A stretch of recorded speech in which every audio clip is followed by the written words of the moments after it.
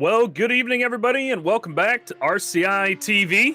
Back here on this Thursday evening with some more fantastic GT4 action. Season 1 of this series was a blast to participate in, I am told, from the drivers, as I'm myself am usually at work at this time. And the first race last week was an absolute blast to watch with George and Sam. And today we are at the Nurburgring out here in Germany. Currently watching Chris Rubliar drive around the track. And here is the practice leader, Miguel Neto, in his Porsche number 43. Hello, everybody. My name is Mike Jones. I'll be joining the commentary today as George is out. And joining alongside me will still be Miss Sam Tech Girl, all the way out from South Africa. Sam, how you doing? I'm good, Mike. I'm really excited. I've only ever commentated sim racing with George, so this is going to be fun. We get to hang out for a little bit, and obviously got to check out all the action last week. This was tons of fun. My first GT4 race that I got to commentate on. It was absolutely insane, and it's so close now between all these drivers. Obviously, only run one round. They've got 6 to go. They want to get those points on the board, but they definitely bought the heat last week, and I'm excited to see what happens today in Germany. Yeah, and of course, something that we have here in Germany is a lot of German cars out here as well in this GT4 series. You'll notice along the left side of your screen, lots of Porsche icons and lots of BMW icons over there, as well as even an Audi up there in P2. Neto here, of course, with the Phoenix Racing 43 Porsche, is out leading the practice session. And for the most part, this series seems to be dominated by these Porsches. I think everybody kind of got a taste of the Porsche Cup on Mondays and was like, you know what? I kind of need a little bit more Porsche action going on. Why not throw it in for Thursday as well? And Nurburgring is such a tight little track that it should be a really interesting thing to see these GT4s ride around it. I've not seen a GT4 race around here. And here's the man behind the series, by the way, Harry Conway with the Triple R 28 Aston Martin. This is the man who planned and subsequently is running the series and, of course, participating in it. And Sam, as I understand, he didn't necessarily have the best race last week. Not the best race, but he is still sitting 7th on the points board, so still an opportunity for him. It's pretty close between the top 10 as well. He had a few bumps and bashes along the way, but you mentioned the Porsches early on, and I actually wanted to point out there was a BMW in the mix last week. Both of the races that we got to see dominated by the Porsches, but Martin Lawrence sneaked in there with the BMW, and if you take a look at the leaderboard, we'll see those points a little bit later. He was able to get himself second spot after race day 1 in that BMW, and he's just surrounded by the Porsches. So I'll be interested to see him race today. I really love his racing style. I find it really clean. I think it's also quite strategic. I like to watch him because he makes these really clever moves. So I'm a little bit of a Lawrence fan at the moment. I just like his driving style. So I'll be interested to see if he can beat those Porsches in his BMW. Yeah, so far, I was just looking down the list. I actually don't even see Martin in the server here yet, so perhaps he is running a little bit late as we are going to start getting into our qualifying session. Hopefully Martin will make it in by the time the race starts. Wouldn't want to see a absolute band of Porsches out in front, but here at the ring, this is something that, of course, in the practice session we are seeing a couple other cars kind of filter in. Of course, Martin Lawrence generally drives for the Connection Loss Racing team alongside Bart Macha, who is another regular here at RCI. And speaking of regulars here at RCI, Green Office Engineering, Svenchek in the 107. This is another regular out here. Of course, both of them driving in the World Tour Championship, the Endurance Championship we got going on. Next race of that will be here in a few weeks at Paul Ricard. 6 hours of that Paul Ricard race, but only in GT3s. It's a little different to see these guys out here in the GT4s. But last car out on track at the moment, the 107 just invalidated. We've got the 23 of Ryan Gill, another one of our administrators here at RCI, giving a chance at driving out here, going to finish off his final lap. The lone Alpine out on the grid today. Sam, I know you're not part of the staff Discord, but Ryan fancies himself. This is his name in the staff Discord, or at least it would. Let's see. Is it still?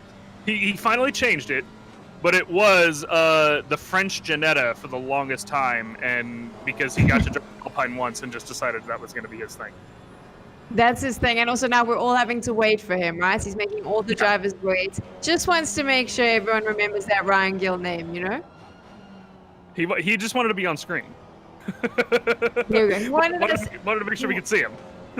Wanted to make sure we all got to have a look, that we could chat. I do love this livery though. I'm a big fan of those liveries in the pink and the baby blue. Yeah, so he gets my vote for that's Triple R Miami Vice liveries. Yeah, gets my vote. 2 thumbs up. Not enough purple for me personally. I did see a bright purple Audi, and I don't know who was driving it, as I didn't see. But I think that they're gonna get my my vote for the win today. They have to. There we go. That'll be your votes. That said, qualifying session underway here. Phoenix Racing Portugal Orange, the 101 Porsche of Thiago Lima, gonna be our first car out today. You're seeing the rear wing cam from him, looking back at Harry Conway in the background, of course, in his Triple R mobile. And we're going to see what these guys can do in the qualifying session. GT4 is, of course, not quite as fast as the GT3s around here. The lack of downforce for these cars can really kind of push them, having just a little bit of understeer coming off the corners, and it is not something that you need here at the ring, as when you come around these corners, there is plenty of grass that you can catch, grass and dirt on most of the corners, and can be a little difficult to keep control of it. But the chicane near the end of the track, these GT4s can basically just completely hop over that entire chicane and not even consider that it's there. And Sam, have you had any experience at the ring quite yet? No, I've had no experience at the ring. This is the first time for me, so I'd love it if you could chat me through the track itself. I mean, you mentioned some of those points there, but maybe there's still a drive-through of what we need to be looking out for and what these drivers are going to be focusing on. Yeah, so main focus here at Nurburgring. Not a track that I'm a fan of myself, because I cannot drive this track. However much I try, it is a very technical track. Surprisingly, which, well, maybe not surprisingly, considering, the Nordschleifer being the huge thing. But let's take an onboard lap here with our very first car that'll be out on his hot lap. This is, again, Thiago Lima in his GT4 Porsche for the Phoenix Racing Portugal Orange team. Getting the braking down into turn 1 is key, looking for that 150-meter board, and you know that you need to brake shortly after that, roughly around 110 to 100 meters or so, hard on the brakes, down to first gear, maybe second gear even in these GT4s, and then into the arena section. This is one of the most difficult parts for traction on this entire track. Lots of little cutbacks in the corners as you go through turn 2, 3, and 4. And then finally, you get to open up the car a little bit as you come into turn 5. This is a very light left-hander here. You want to use as much of the curb as possible before getting out to the, hopefully getting out to the middle of the track before you come into the Michael Schumacher, or the turn 7 before Michael Schumacher S's. As you come through the Michael Schumacher S's, again, you're looking for the little side road there on the side, little piece of asphalt on the left side, hard on the brakes, down into second gear in this Porsche GT4, and then get yourself out to the right side. And I think Thiago Lima may have disconnected. Maybe not the way to do this track. Maybe not, but we'll jump back on board with Harry Conway as he is taking his Triple R Aston Martin around the track. We are currently coming up to Sector 3. This is one of the hardest corners on the track, in my opinion. It's a little bit of a cutback left, and you can't get on the throttle too early, but you still got to carry enough speed into the Warnsteiner curve, which is turn 11, before you get back out on the back straight and approach the chicane flat all the way through here up into 6th gear, and then look for that 50-meter board on the right. Little tap of the brakes, get yourself down about 4th gear or so, and use as much of the curb as safely possible to hop over that chicane and carry as much speed into the final corner. And again, hard on the brakes, back on the throttle as early as possible through the final hairpin.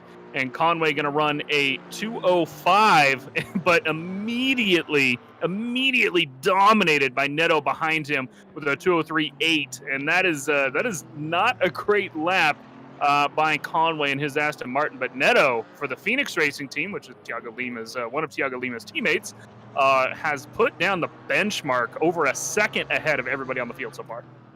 Well, this is the thing, right? Last week, we saw the Phoenix Racing Team. All of their races were up there doing incredible jobs. I think we had some podium finishes from them as well. Thiago Lima, also our season 1 winner. He didn't feature on the podium. He was actually relatively slow in comparison to Nito, which was surprising. So this is a really interesting one to watch because Helicardio as well, also from Phoenix Racing, they are very competitive. So based on what we saw last week, I'll be interested to see if they do the same on this track. But that is a question I do have for you. Right on the start there, you've got that quite a tight turn to start us off. And we know with the GT4s, everyone likes a little bump and tickle. Is the goal to get off the start as quickly as possible and try break away from the pack if you can?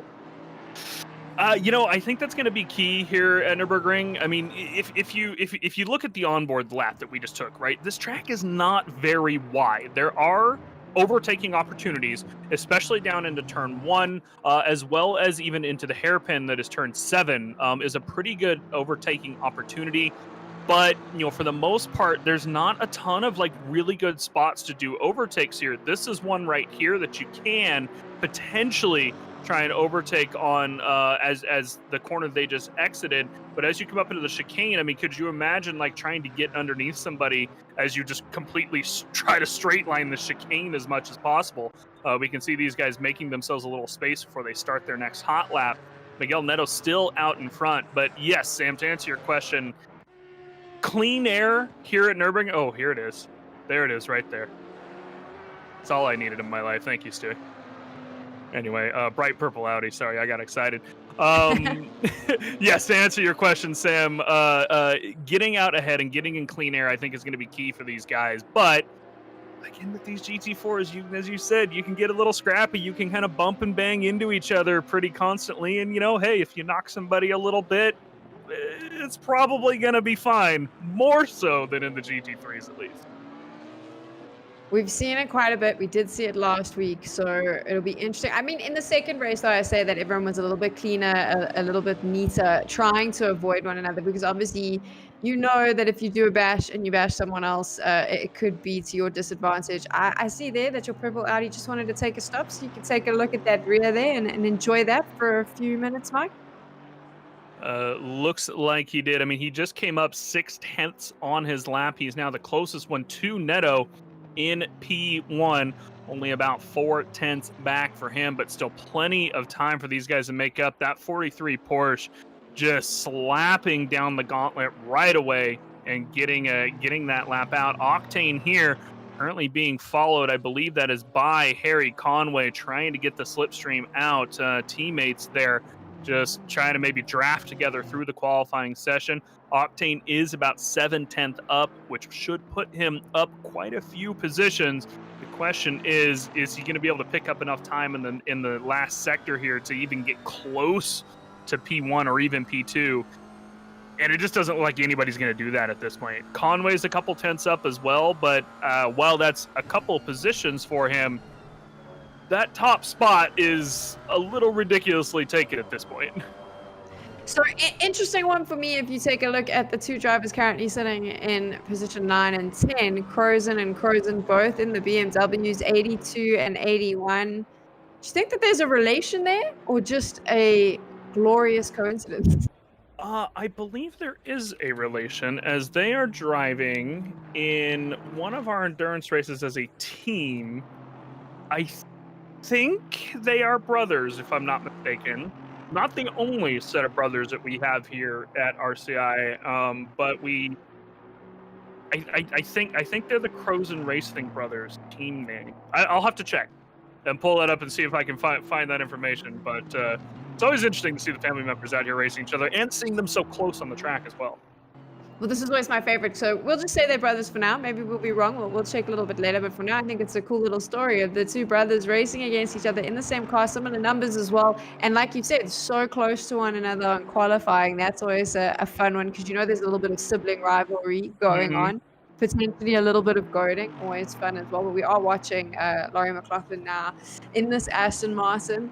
Nice sort of gray space racing, space gray coloring as well. Also getting a decent enough time. I mean, where is the optimal place on the grid now? Obviously, always everyone wants P1, but where would you like to sit specifically on the track? That's a loaded question here at Nurburgring, I think. In the GT4s, I think I would be comfortable wherever, realistically. You know, if you can't be at the front, I think that, you know, there is more potential for you to kind of bump and bang a little bit in these GT4s. That's a qualifying 10th or something like that, right in the middle of the pack, wouldn't be as big of a deal as, you know, if you were doing that in GT3s where they're so volatile to touches, right? You touch that thing and it just gets yourself around almost immediately in the GT3s. But you know, I think that you're going to just need to qualify as high ahead as possible, especially considering that this is a sprint race series. So we have two races here, and the qualifying counts for both of them, right? That means that you have to get yourself up as high as possible, as Harry Conway, speaking which, brings himself up another 4 positions up to P4. Goes back to the pit lane. He's going to refuel, put some new boots on it, and try one more time before the session ends. But I think that above anything, Sam, I think that's the biggest thing you got to consider is that you've got 2 races and the qualifying counts for both, and they're sprint races. They're quick ones. You've got to get as high as possible on the grid because this is not a super easy track to overtake, especially over 30 minutes.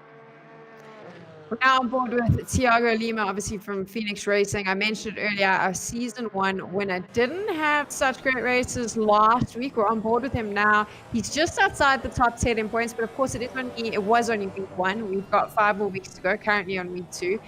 But he has put in quite a good time, Mike. He's been able to push himself up into second place. And obviously now what he wants to do is try and beat teammate Nito's time. Well, done and dusted. The Phoenix Racing guys in these Porsches are just absolutely rapid. And P1, P2, making it look easy. These two are 4/10 ahead of P3 is Neto, and 5.5 almost ahead is Lima. Lima comes out after that earlier disconnect, slaps down picks up his teammate's gauntlet and throws it back at him and says, "Hey, you were quick. I am quicker." And these guys still have a couple minutes more to go. They are both still out on track, not up on their laps at the moment, but just absolutely rapid are the Phoenix Racing Portugal guys. Here is Marco Correa for the SFR Italia 977 AMR Vantage GT4. He's coming in to the final corner. He's about 4 or 5 tenths up on his lap. This is quite a few positions, as besides for the first couple, there is not much time between these. This should push him up into the top 10, and it does. Goes from P15 all the way up to P9, and that puts him the second AMR Vantage on the grid. Here is our last place car at the moment. Ryan Gill has just not been able to get down a good lap so far. He's a few tenths up. This should put him up to about P24 if I'm doing my math right across the line, and it will, just behind P23. He's got, give or take, a lap, maybe 2, depending on where exactly it was that he crossed the line at, to try and get a little farther up. But Ryan not having a good qualifying. Alan Garland coming across the line, not improving much on his time either. It's just really amazing to see 2037 and then a 10th back, 5 tenths back, and then the rest of the grid is all within a second, more or less. It's just amazing how quick these Phoenix Racing guys are. They are extremely quick, and we saw it last week how they dominated the top half of the race. They were constantly up there, but they can be beaten. Garland proved that. Carson proved it as well. They came in a few times and were able to overtake, but they do get themselves in a really good position on the grid. Their qualifiers are nice and fast, and they'll be really happy with that.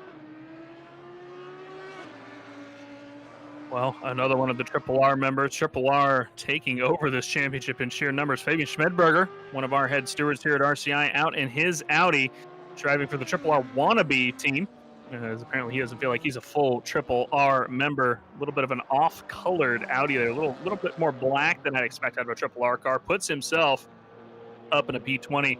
Fabian, generally a pretty quick driver.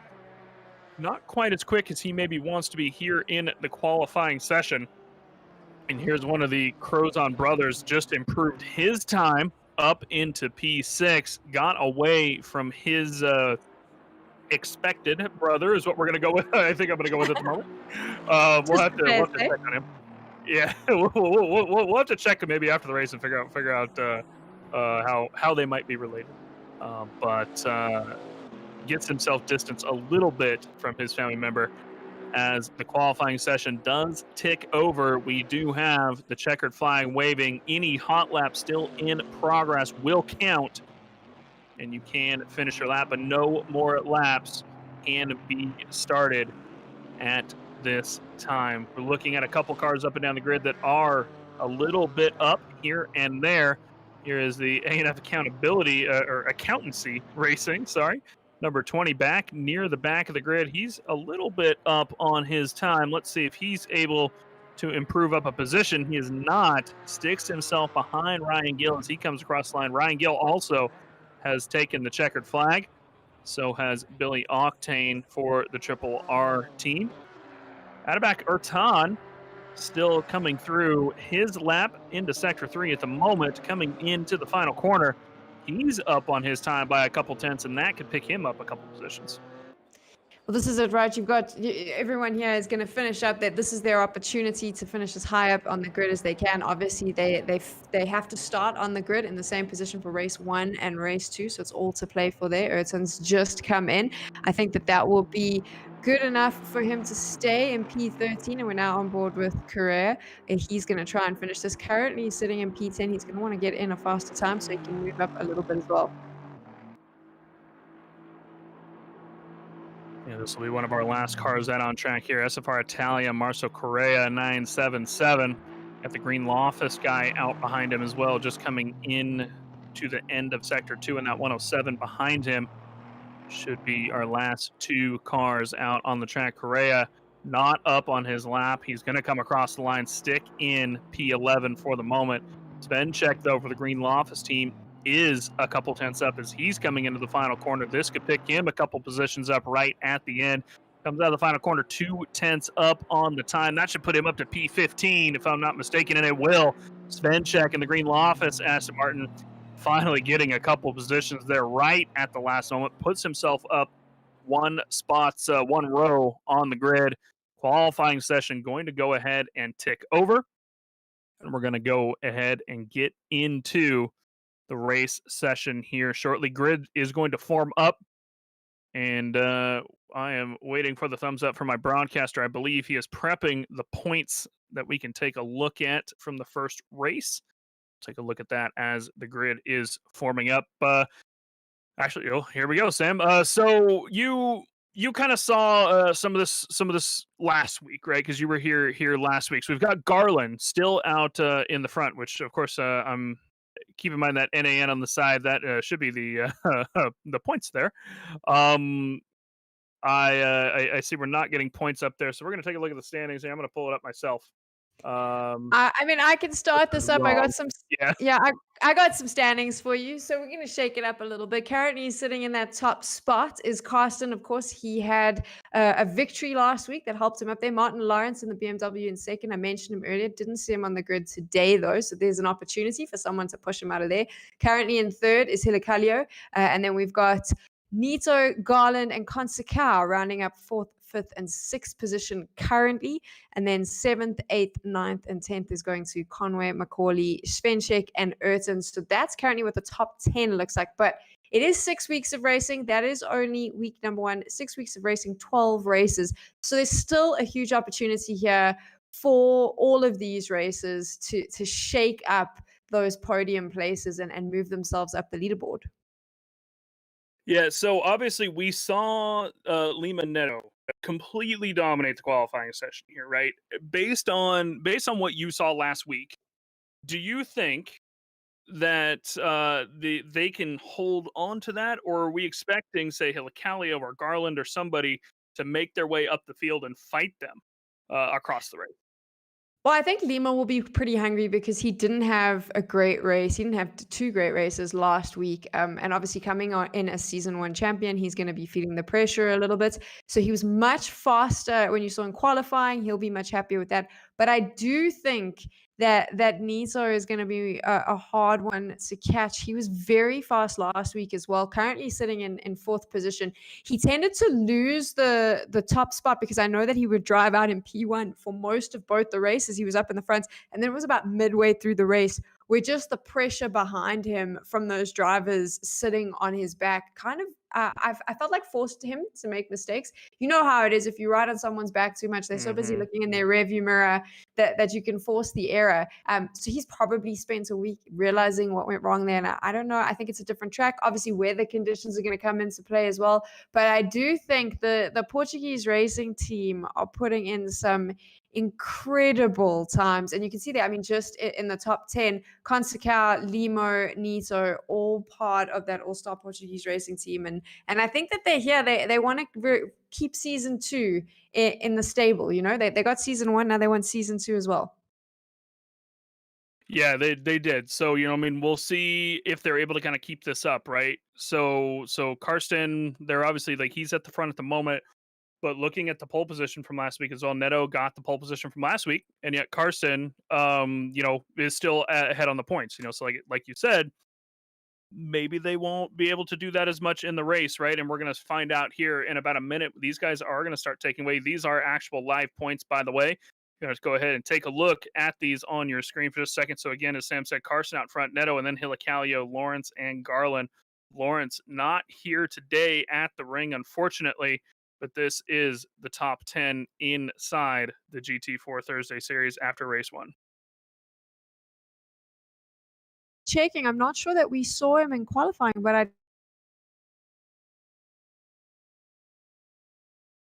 Yeah, we didn't see him in qualifying. He's still here, or he's definitely not here, unfortunately.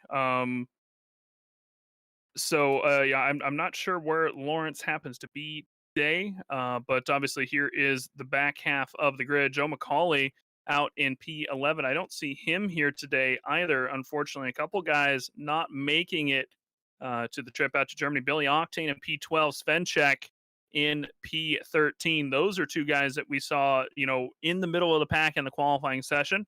But the question is will they be able to hold on to that, or will they, lose positions or what through the two races today here? If they can keep it consistent and gain some positions at the start, I think there's a lot of potential for Octane and Svenchek to make up a few positions and potentially kind of usurp some of these points that some of the guys who aren't here today are going to be losing.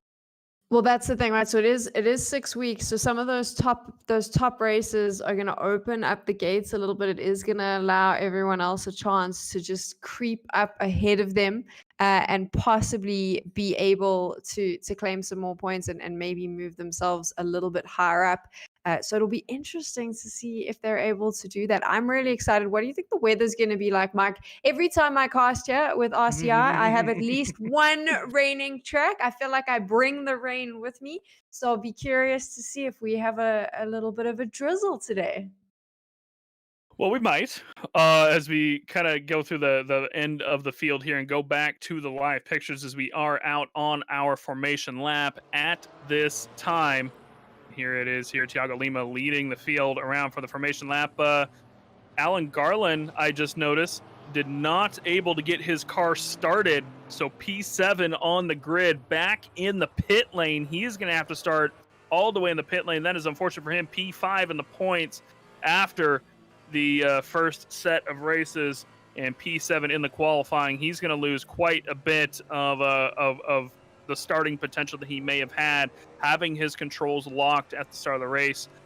As for rain, I am seeing an improving weather pattern at the moment because it was cloudy in qualifying.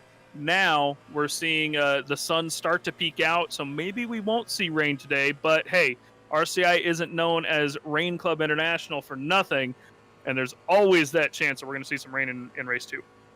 Always the potential for it, so we'll have to wait and see. I did see though that coming in a little bit late, starting at the back of the grid all the way down in P26, Martin Lawrence is in the race. Of course, he is currently sitting second place on the leaderboard after week 1, so decided even if he has to start from the back, something we've seen him do quite a few times, and move his way up, he's going to do that. That is something I do enjoy to watch. Martin Lawrence is fantastic at moving his way up through the leaderboard, so it'll be fun to see if he's got any tricks up his sleeves. Well, as we approach Sector 3 here on the opening lap, your experience last week, your experience watching the qualifying, I'm going to ask you, you got to make the call. Who do you think has the chance here at the win in race 1? I think Thiago Lima might take it. He looked, I mean, obviously I didn't have a chance to speak to him, but I think coming out as season 1 champion, not having the greatest races last week, seeing his qualifying, I think he's hungry for it, and I think he's going to put up a fight. So I put my head on the chopping block. I'm calling it Thiago Lima for race number 1. Unsurprisingly, there's a bright purple car out on row 2. Name of Chris Rubiliar piloting that vehicle, and I think that's going to have to be my pick. I can't vote against anybody that doesn't has that bright purple bravery going on. So Chris Rubiliar going to be my vote for race 1 here. Didn't have the best season or races last week, but we are green here at Nurburgring. Not such a good start by anybody. Everybody is kind of side by side as we get into turn 1. Everybody kind of braking a little cautiously going into turn 1, knowing that this is such a slow corner. You got to be careful. You can't cut back too far. A little bit of contact there in the background as we dip through the cameras. 4 wide coming out of turn 1, but no accidents as of yet. Lima out in front has a bit of a getaway, but not much. Neto is right behind him still, but single file as they file through the stadium section, at least in the front. You can see the mid-pack still stacked up. There's the contact we were waiting for. The Forza Italia 36 gets a little bit of contact in that Maserati. No traction control in that Maserati. So difficult to keep a hold of, especially through the stadium section, but they are able to stabilize it, and they're getting in to the back end of the track now. Coming in to Sector 2 is Lima right at the moment.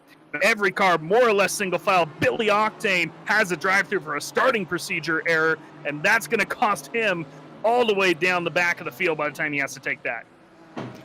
Gonna cost him a little bit, and look at this. It seems like a little bit more of a passive start than I was expecting. Feels like everyone was just well aware that they needed to take it a little bit slow, get themselves into single line, find their space in this first lap. Wasn't such a great start though, Mike. What happened there? Do you think everyone was just kind of taking it chilled, knowing what turn was coming up as they began? I think so. I mean, the turn 1 at Nurburgring here, not the easiest track or not the easiest corner to take. When your brakes and tires are cold. These GT4 cars don't have tire blankets, so they don't have anywhere near warm tires when they start the race. It's not very hot out here out on the track. 15C ambient, 19C out on the asphalt.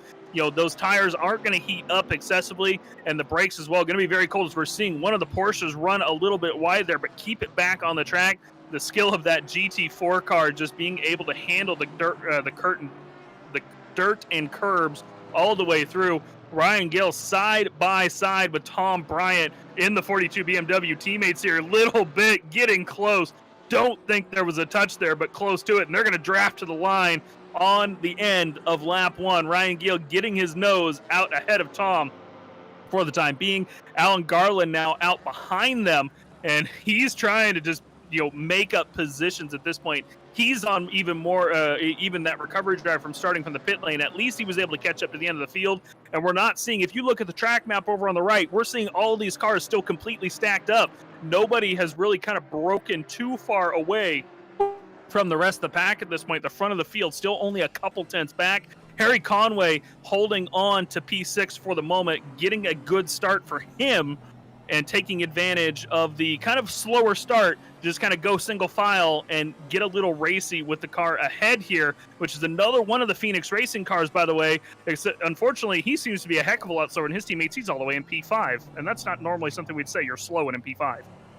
You're slow in P5 because you're with Phoenix Racing, and we expect you at the top. Kansikau, he had a pretty good race last week. Currently sitting 6th on the leaderboard, but you can see here Conway is right on him. He wants an opportunity to find some space. I love this camera angle because it really gives us an opportunity to understand just how close these cars all are. And if you look at those timing boards, barely any space between even the first and second at the moment. Everyone is still on top of each other. Everyone is just trying to kind of muscle their way in. You can imagine it's a little bit like elbows out, trying to figure out where you're going to fit in the pack. Yeah, here is Martin Lawrence, by the way. He's made himself up about 9 positions so far from the start, really putting in the work early on in this race. Currently fighting against Fabian Schmidberger for the Triple R. I'm going to call him the Triple R Academy driver, I think, Fabian. That's what you're getting today. Triple R Academy driver Fabian Schmidberger in his Audi. Martin Lawrence fighting against him. Lawrence has improved so much in the past, like, 6 months or so. So something that obviously you wouldn't have seen, Sam, is a little bit of a contact here between Crozen and near the front of the field. One of Lawrence's teammates, Dedicek, got the absolute pleasure of driving alongside James Parker, who is, of course, the Coach Dave Academy driver in our Friday Endurance Championship for the first season. He learned so much and has passed a lot of that knowledge on to his Connection Loss teammates. And Lawrence has really kind of taken that and stepped up his game as well. And so we've seen so much improvement out of Lawrence the past few months as well. Not that he wasn't a quick driver to begin with, as Crozen, I think, is finally done battling Hilicalio for the second here, as we're watching this battle unfold between P7 and P10. But again, Lawrence making his way up through the field, 10 positions so far. 10 positions for Lawrence. I said it earlier, he is one of my favorite drivers to watch, and I do love it. I know he doesn't, but I do love it when he starts at the back of the grid, because he does find a way to just climb all the way up, and it's always exciting to watch. And like I said, one of my favorites, currently sitting second on the leaderboards for the championship. So we'll have to keep an eye on him as the race continues, but we're now on board with Svenshek. Here we go. Car 107. You can take a look there. Lots of these battles happening throughout, because all of these cars are reasonably close to one another. And I think that there's a bit of a battle happening towards the top as well, with Lima and Nito still really close together. So I wonder, do you think, Mike, is it going to be like this for most of the race? Do you think that there's going to be a moment where maybe a few cars are able to break away? Or for the most part, are we going to see this very congested racing style going on? Yeah, that's hard to say. I mean, in these GT4 cars and in such this narrow track, I mean, it could really go any direction. I mean, if this was GT3s, Nurburgring can be a little dangerous in the GT3 cars, as we're seeing Smith make a bit of a mistake there off the chicane, maybe cut a little too much curb. Let's catch the replay of it. Here's Smith, catches the left, gets a little sideways, cuts himself a little bit too far right even, and just loses traction in that Chevrolet Camaro and gets the nose of the, I think that's another Porsche out beneath him. And now we're cutting back to live pictures here, and you can see them still racing side by side now that they're in the stadium section. This is why right here, I think that just answered your question. We just cut to a replay, and these guys are 4 corners later, and they are still side by side. If that doesn't answer your question, Sam, I don't know what does. It does answer my question. I think we're going to see a lot of this as we go. We're still on board with Martin Smith. We're watching him now. It's going to be a closely contested battle. Like you said earlier, when we went through the track, not a lot of spaces to overtake. You need to slow down a lot for some of these corners. So it's really going to come down to just finding that small break that you can, that small gap, and taking a little bit of a risk, maybe taking advantage of that and trying to move your way up. Slowly making their way up the field in most cases. Oh, there's the contact we were waiting for. Ryan Gill and Tom Bryant getting into it in the background there. Tom spins Ryan around. Let's see if we can catch a bit of a replay of that, as we weren't focused on them going into the hairpin here. Ryan tries to cut down a little bit. Tom catches the curb and gets into the back of Ryan Gill, throws him sideways. And of course, being the sportsman that he is, Tom Bryant did stop, wait for Ryan to come on back past, and we cutting back to live. We can see now Ryan in the 23 Alpine out ahead of Tom Bryant, and of course Billy Octane trailing them. Billy's almost caught them at this point. At least after the drive-through, he'll now have someone to race with, right? He puts maybe. I do like the two teammates though having a little bump there. I'm sure that there'll be some comments that'll happen a little bit later on after the race amongst teammates, because you know you got to have a little bit of the bands. Together, I'm sure there already is. We're now on board though with Miguel Nieto. He is currently in second place. Thiago Lima has jumped in the front there. Like I said, season 1 champion. He wants this a little bit, but Lima is so close. So we've got the teammates battling. We saw them battling a little bit towards the back of the pack, but now we got the teammates at the front as well. The two of them going to be racing it out. And this is interesting for me because last week we saw Nieto in the front. He had someone in P2 putting the pressure on, and it was Garland. This time, though, there's been a swap around, and what you've got is Nieto getting the opportunity to put the pressure on Lima. Do you think it's difficult when your teammates sitting in first and second? You obviously race together a lot, you drive together a lot. Do you think it's always a little bit more pressure to try beat one another? Ooh, I think so. I mean, in the Night Owl Championship, which is pretty much the only chance I get a chance to drive on Saturday evenings. There's a few of us that kind of join a voice chat together, and we kind of not really teammates, but we jump in and race together and stuff. And it's definitely always a very competitive voice chat that we have. It's always like, Ted, you touched the wall, I can get past you now. That type of thing. And these guys are pro drivers. They're not us plebs out here the racing like me and my teammates do. But these guys are pro racing drivers. Lima and Neto are, and I think that they are just as competitive. Probably talking crap in each other's ear, going, "Hey, don't cut that chicane too much. I'm going to get past you." But at the same time, still making sure that they're not wrecking each other, because otherwise Rubliar is right there. He's only a second and a half back. He's still well within a small mistake distance of being right in front of this race completely.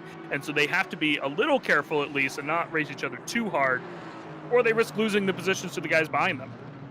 For sure, and this track is very unforgiving. If you lose that position, it is a bit of a grind to get it back. Once you're stuck behind a car, trying to find that gap can be really difficult. I say that though, Lawrence is sitting in 15th. He's moved it way up all the way from 27th, so apparently didn't bug him too much. He was able to do that, but we are on board now. That nice lime green car that you're looking at, number 977, Martin Correa.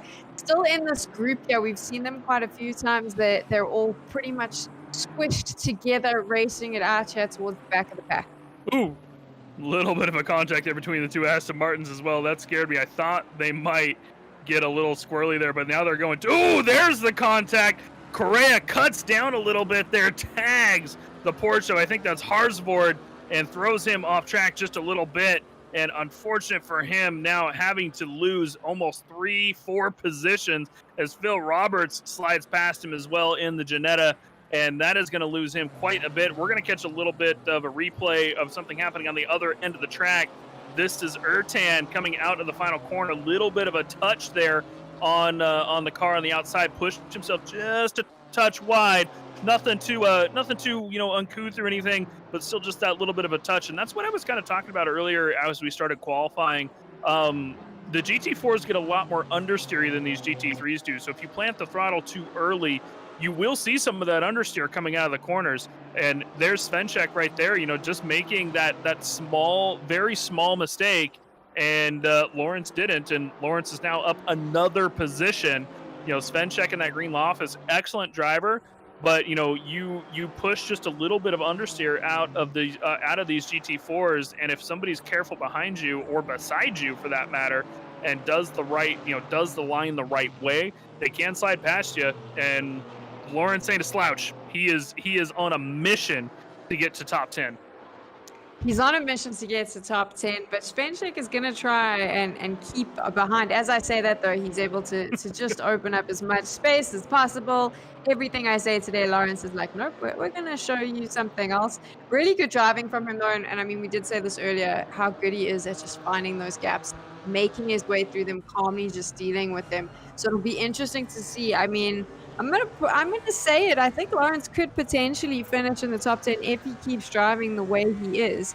But now let's look at a driver in the top 10, Quadragio, whose name is always a little bit of a tongue tie for me, in the BMW. I do believe he had some pretty good races last week as well. We saw him a few times, but currently sitting 21st on the points board.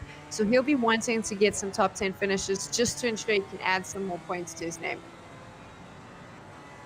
Yeah, he wants a couple more positions, and he has made up a few. He, of course, did finish in P21 in race 1 of last week, but came a little bit higher in race 2, P14 in race 2, so he improved through the race weekend last week and ended up P17 overall in the points. We're going to catch another replay here.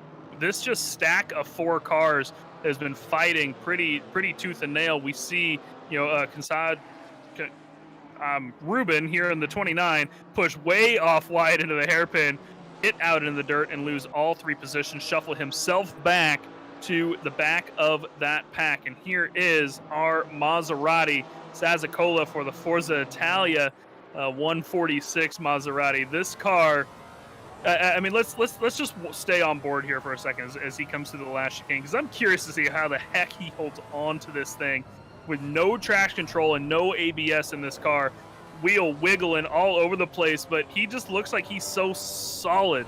I don't know if this is something that you would found out about these GT4, Sam, but this Maserati, no traction control, no ABS. It is a death trap, and he's making it look easy. Well, this was the thing. So we saw him racing last week, and I still remember in the rain saying to George at the time, I was like, well, why? I don't understand the Maserati. Isn't this like it is? I was like, why don't you just drive into the wall? I was kind of shocked. In real life, when it rains, by the way, Maserati does not race if it rains in GT World Challenge. But I mean, and it makes complete sense. So for me, I was kind of like, I don't understand. And yet he had a really good race, and you saw he handles it very well. But it is an interesting choice for me. Like you can see, it is the only one that we see in the pack. Very difficult car to drive, and Lawrence is going to take advantage of that, I think, and maybe push himself up another position, which it appears he may be trying to do. But like I said, Lucas does such a good job that you see there that back end flying out around the corners. He handles it really well. Wouldn't be my choice, but each their own, right? Yeah, definitely not my choice. I have a hard enough time hanging on to any car, more or less that one. Kicking back over to the green Loftus car here with McLaughlin side by side. Little bit of a tap there as they come out of the stadium section as the green Loftus car tries to kind of cut back across the nose of McLaughlin. Thought he was clear and just isn't quite able to get it done. I'm sorry, that is not the green Loftus car. It's almost the same paint job. That is McLaughlin in that Aston Martin. So yeah, he was the one who kind of cut back across Garland a little bit, caused that little bit of contact, but in the end kept it clean. Martin Lawrence did make that position, of course, up on the Maserati a little bit ago. And actually, we do have 2 Maseratis, I just noticed. So here's another Forza Italia, Jarzabowski, sorry, out here in a second Maserati. Stewie just trying to say, hey, no, you're wrong. There are 2 of these cars, so our bad, Stewie. I mean, that was completely my fault because I just couldn't believe. That's the SFR Italia 88. That's Quadriligio. Sorry for butchering that name, sir, but sideways out of the final corner, got into the wall a little bit there. I think we've got a replay. What happened? There was contact coming into the corner, and then contact maybe coming out of the corner as well. There is, yes, the car behind catches the back of him coming out, throws him over into the wall, loses about 5 or 6 positions, shuffling that BMW back. He was on a pretty good drive as well, and it's hard to see from that angle, but that's unfortunate for him. I'm sure the stewards will have to look into that one for him and see if maybe he needs to the other car needs to get a penalty for that one. But unfortunate for him. Octane as well, unfortunate for him, near the back of the pack still after the drive-through. But sorry to interrupt you, Sam, but yeah, unfortunately, that SFR Italia car around, I think that's the first car we've seen around now. I do think that is the first one, but it's good. We got to keep our stewards on their toes. I did make the call that it was the only Maserati, and I was wrong, mainly because I just couldn't believe more than one driver would want to drive the Maserati, but there you go. I was wrong, but they're actually doing really well. I mean, I'm giving them a hard time, but we see one in the top 10. We see another one in the top 15. I mean, maybe they know something that I don't. I mean, they're doing a good job of keeping it together and actually performing really well. They're having really good races.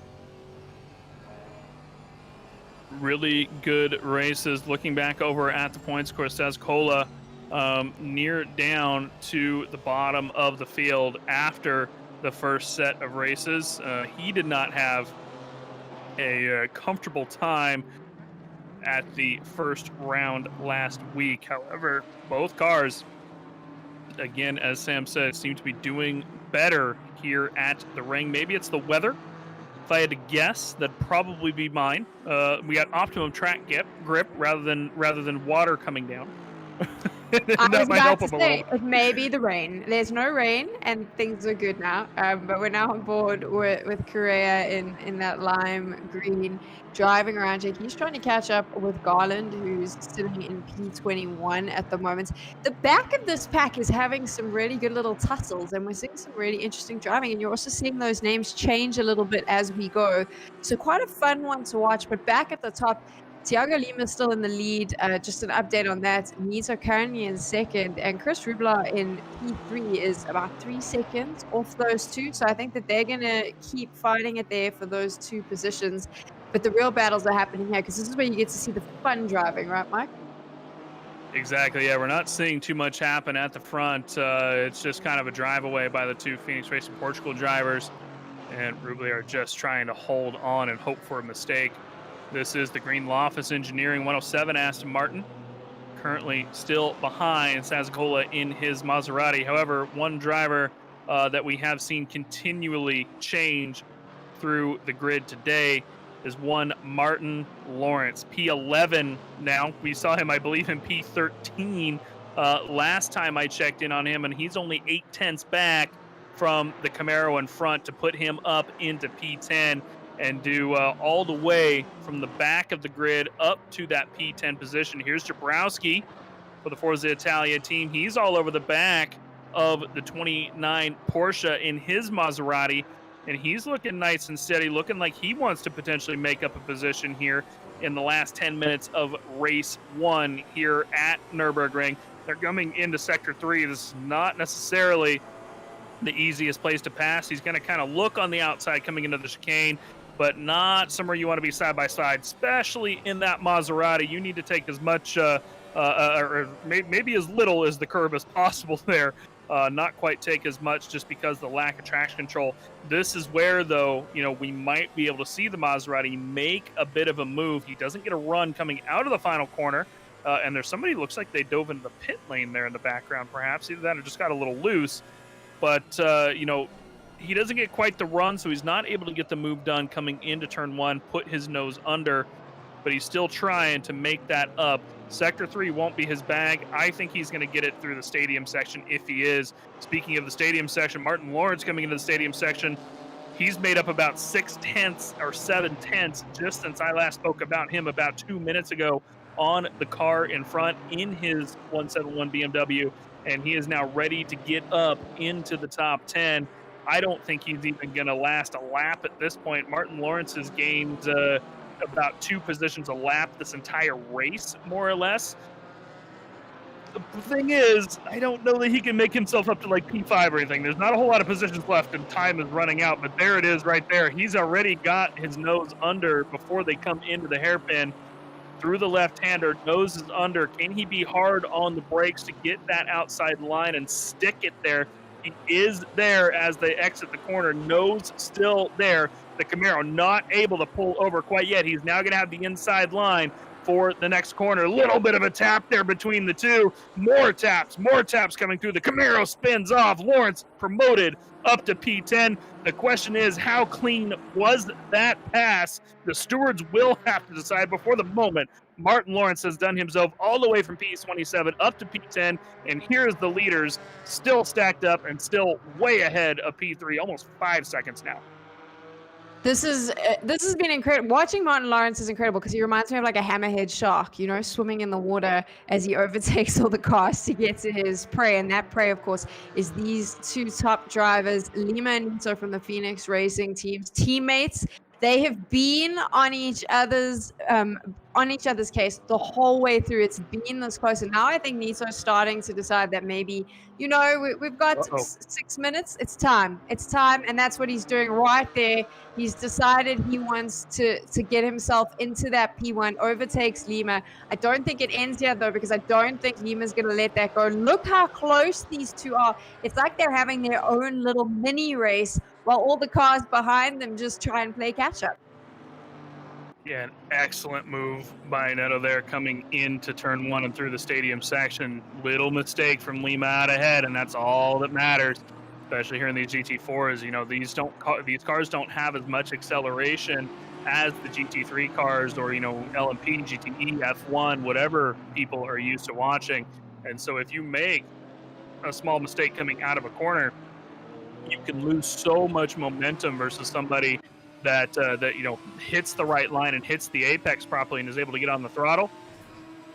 And there it is right there. We'll have to check back in on them. About 6 minutes to go here in this race. Here's Phil. Oh, the tap coming out from the Audi behind Wig. Taps Phil Roberts around, and that is going to send him out into the grass. We're going to catch a bit of a replay. Here's the Helicam as they break into the left-hander. Touch of a brake there from the Audi. I think he just released his brakes a little bit too early, got back on the throttle, spins Phil around as he comes out of the corner, and the little Ginetta goes flying into the grass. That lost him about 4 or 5 positions, and that is not going to be his day. Roberts was having such a good drive. He was back at the back of the pack at the start of the race, had made up about 5 positions or so, if I'm not mistaken, and now all the way back to P23. Down with the rest of the RCI staff, pretty much. Of course, Phil Roberts, one of our new stewards here at RCI. But here is the result of that. Now Wig has lost just a touch of time. McLaughlin, Garland, Correa out behind him. You can see Garland behind McLaughlin here. Left, right, left, right, left, right, trying to find the hole, trying to find the space to put his nose into. That Porsche just looks so small versus this Aston Martin out behind. The Porsche GT4s are such little small cars. But if you can stick your nose in and make it happen, you can get a pass done. We know these Porsches are quick. Coming out of the final corner, they're going to start the lap number 12 here at Nurburgring. 4.5 minutes to go, and that Aston Martin sprinted down the straight with that slipstream from the Audi. Got himself just a touch of distance and maybe some breathing room, or not. As I say that. I have to say, Wig had in that Audi, and you can see him just ahead of the Aston Martin. He had such good races last week. When I say good races, I mean he started towards the back both times, was able to climb himself up into the middle of the pack. He had a bunch of fans in the stream as well that they were all cheering him on, and he really held his own. Right now, though, the pressure is on for him, because I think that McLaughlin, Garland, Korea, they're all going to start making their moves now, and he's got to feel them breathing down his neck. And you can see now, as I was saying, that the little boxy Porsche has made a play, and it's now the Porsche that's chasing Wig. He's gonna be aware that these drivers are coming for him.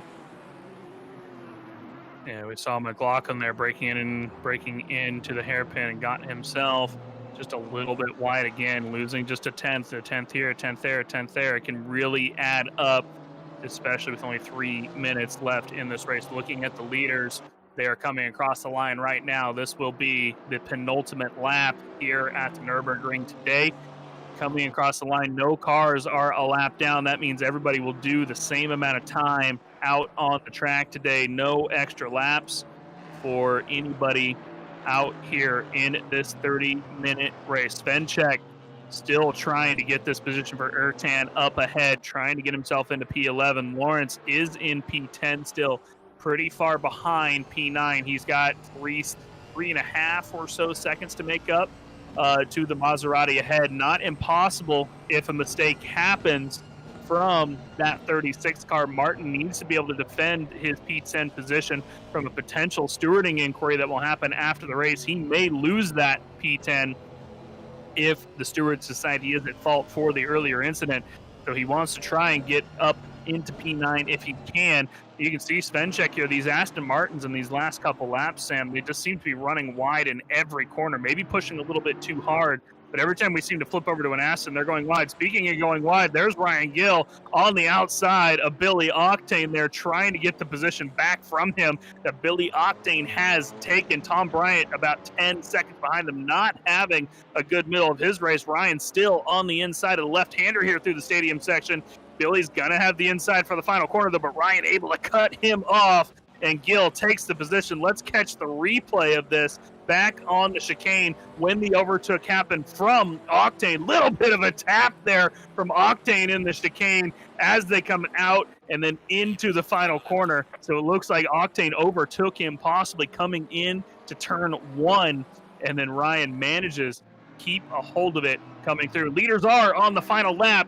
Here is P19, McLaughlin and Wig fighting side by side. Wig has lost the positions to the Porsche of Garland. Garland now out in front of this pack. Mistakes happening on these last couple laps.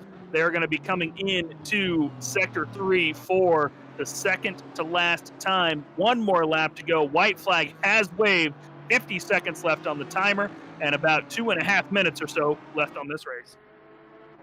Wig needs to hold it together. That Aston Martin is so close. McLaughlin is so hungry to move on up to P19. And while that's all going on, this gives Garland such a great opportunity to just make some distance between himself and these two. While Wig and McLaughlin are fighting it out, far more aware of one another, it does give Garland in that Porsche the chance just to create some space.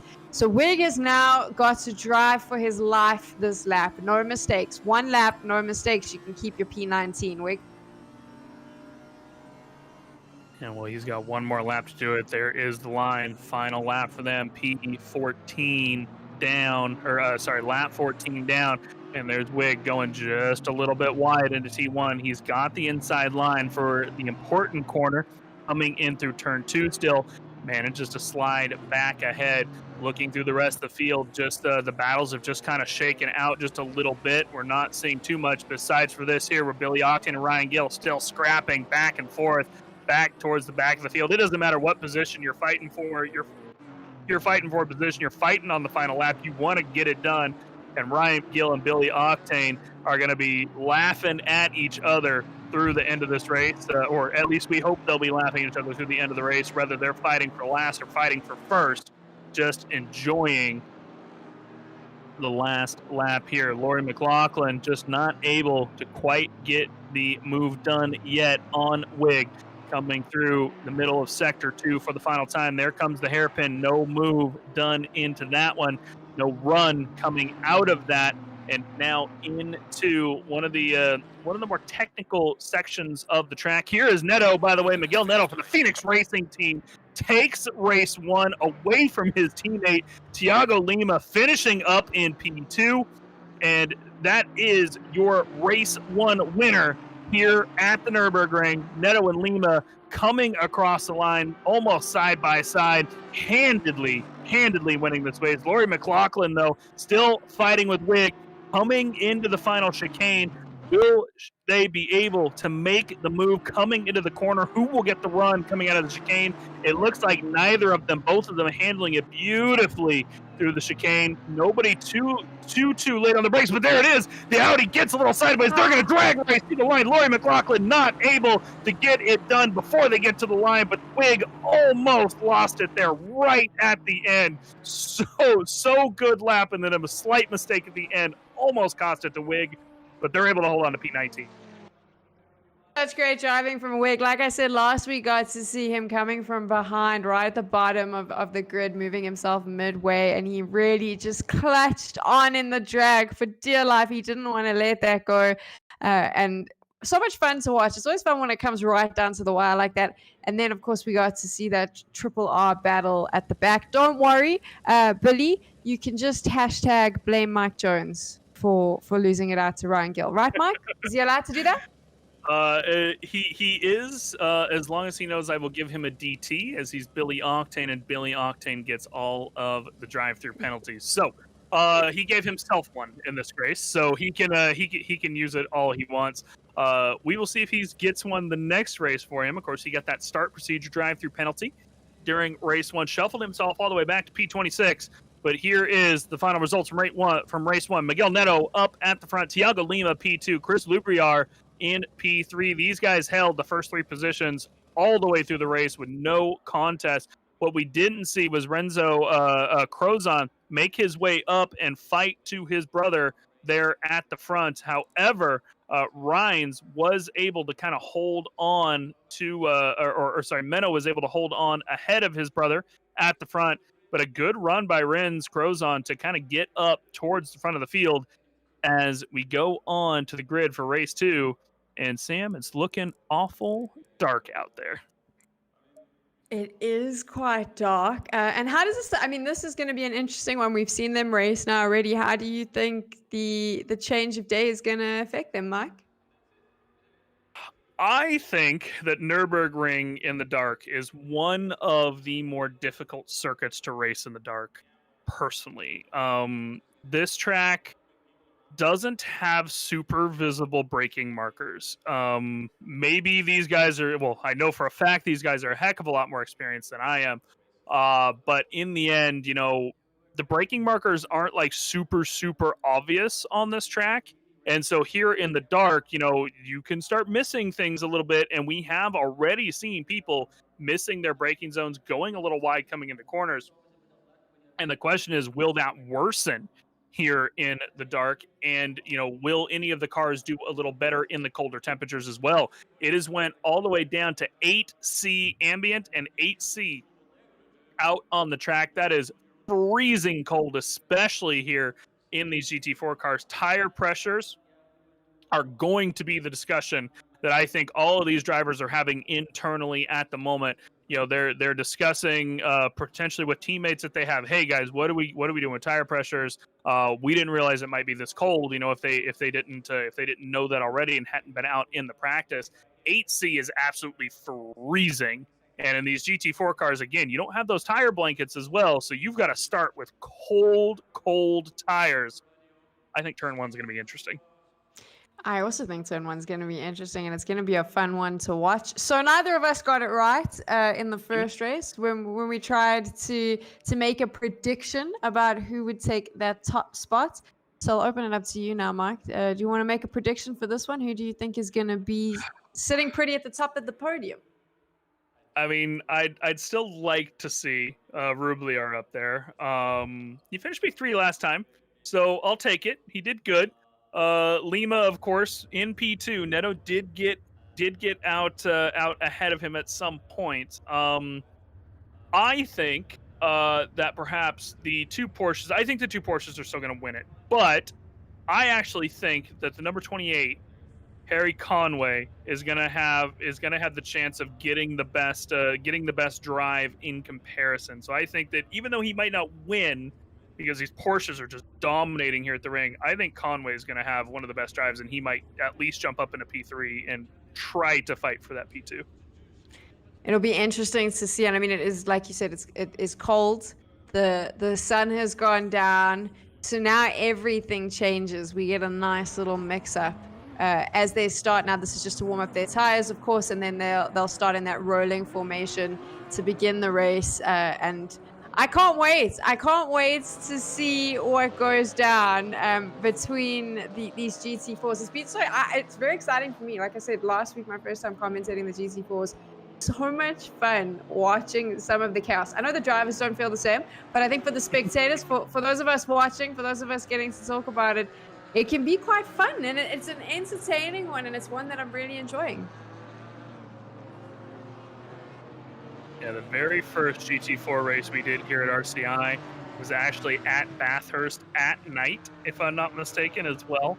And it was one of the more interesting races that I have had the pleasure of watching in my time here. Random Call Sign actually joined Josh Leishon and myself in the box for that event.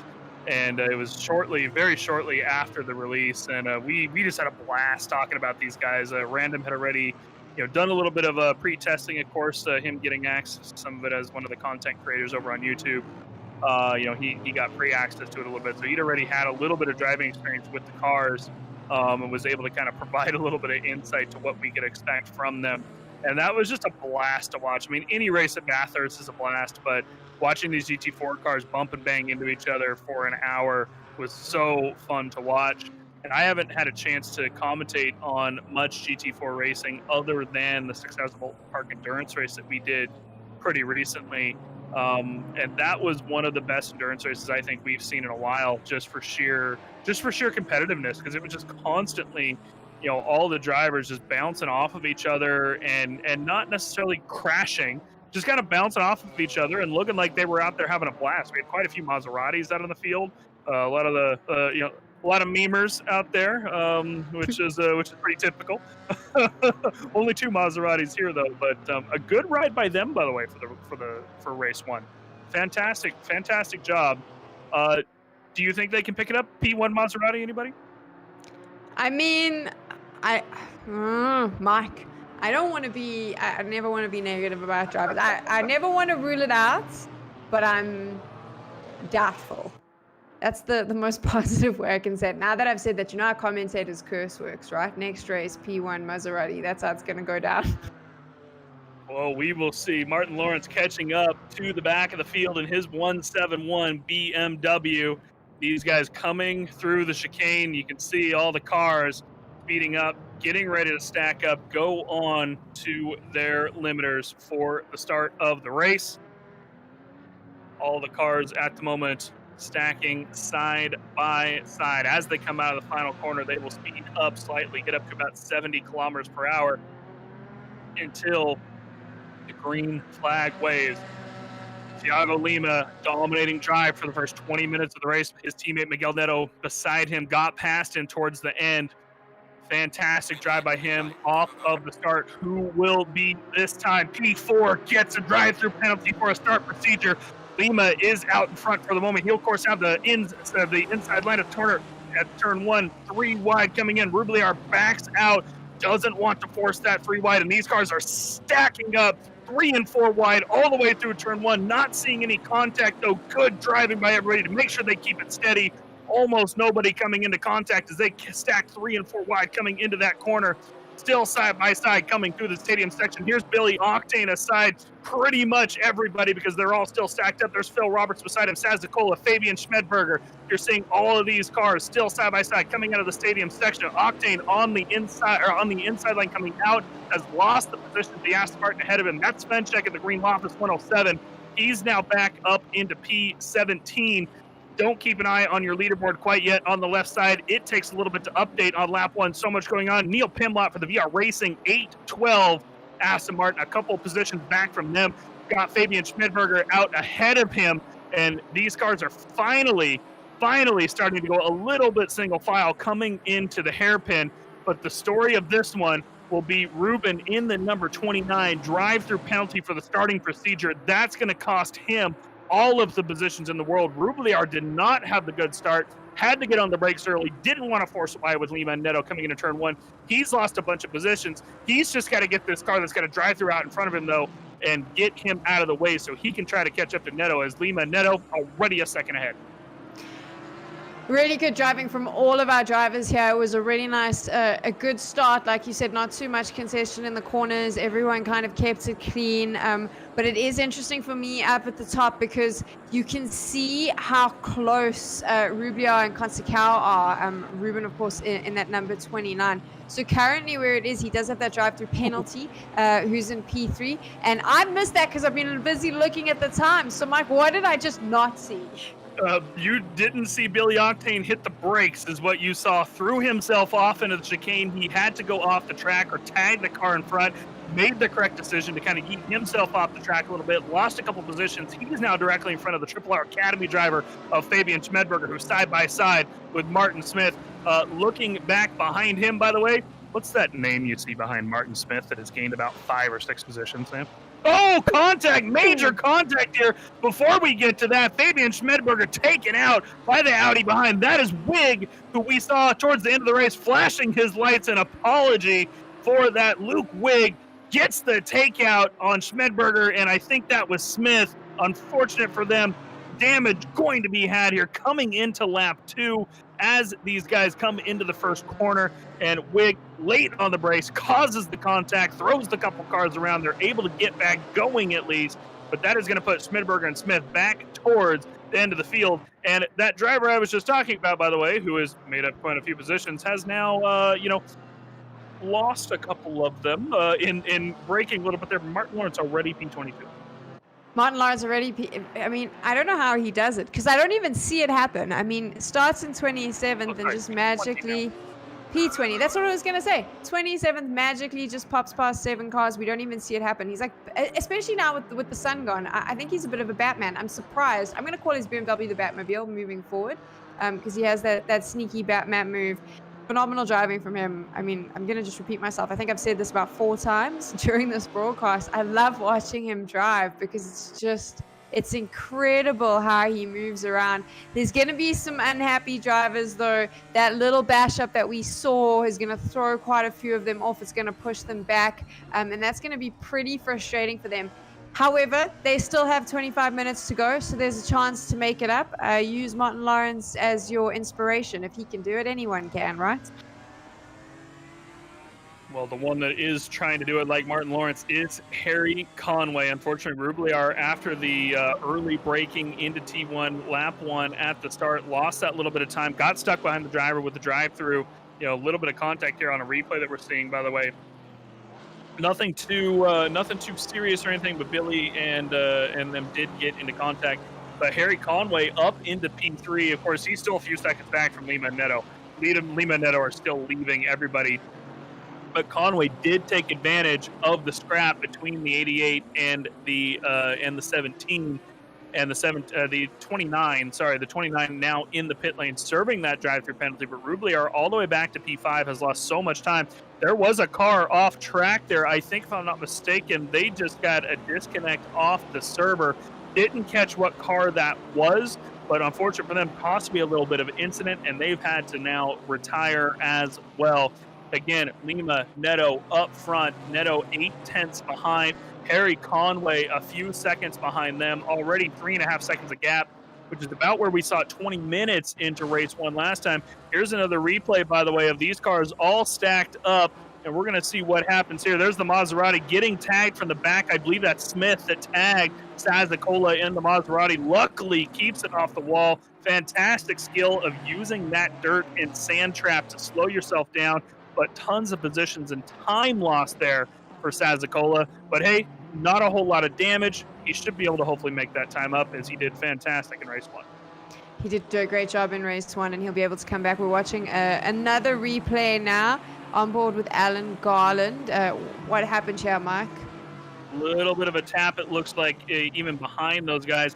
If I'm not mistaken, I think that is Ryan Gill. No, sorry, this is up towards the front. I think that was Crozon. Oh, there was lap 1 Crozon, Stewie is telling us now. So yes, that was lap 1 incident, in fact.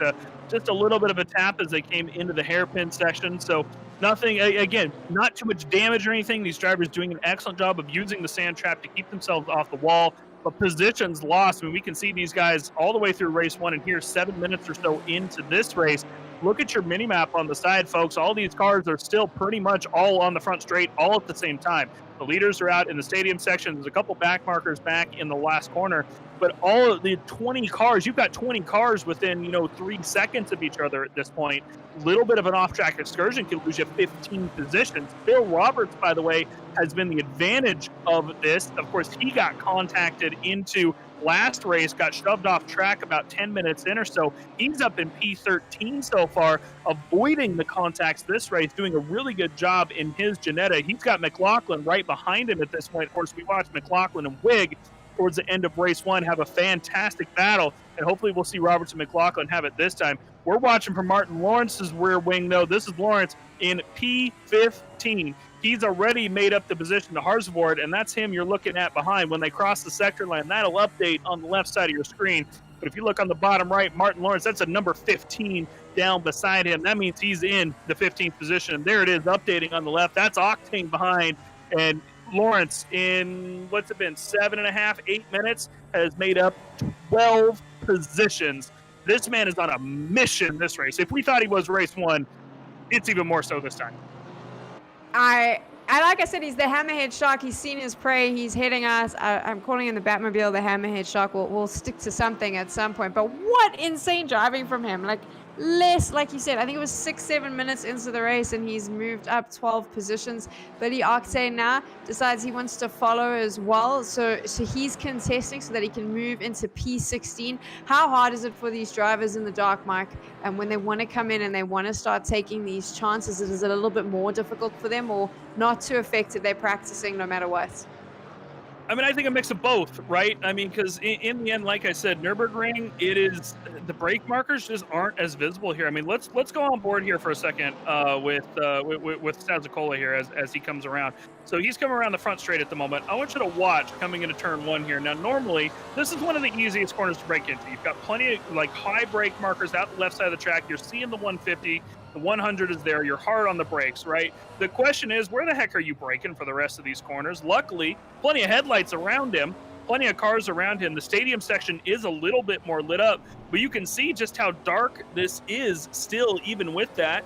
You know, you can't really see much of your brake markers towards the back end of the track as he comes out of the stadium section. You're doing an excellent job holding this Maserati through the stadium. This is where you're going to start losing braking markers, especially if you're right behind somebody. You're looking for the road on the right is roughly about where your braking point is, and you can see that just coming to view, just barely in the dark. You can hardly see that black tarmac. Where are you braking here? I don't know. Hopefully I can see my braking marker because it's so dark here through the end. You get the occasional light off the track, but you're just kind of hoping that you can see the headlights ahead of you and brake at the right spot, more or less. It's so incredibly nerve-wracking when we watch this and realize how much pressure these drivers are on, and also then how impressive it is that they're able to keep it together. We're watching a replay now of Tom Bryant. He just decided he wanted to maybe take a small break, build some... Yeah, missed the brake marker, go build some sandcastles, but back on track, so we're all good. It's so impressive, though, to see they've had a reasonably clean race, considering how much more difficult it is. And we're now on board with your favorite car, Mike. It's that purple Audi. Purple Audi trying to get it done in the chicane here, and he is not trying anymore. Gets it done. Look at those guys pop off the chicane. Both of them jump it. Garland is also going to take advantage of that in his Porsche. Can we catch a replay of that, Stewie? Is it back far enough that we can catch a replay of that little pass?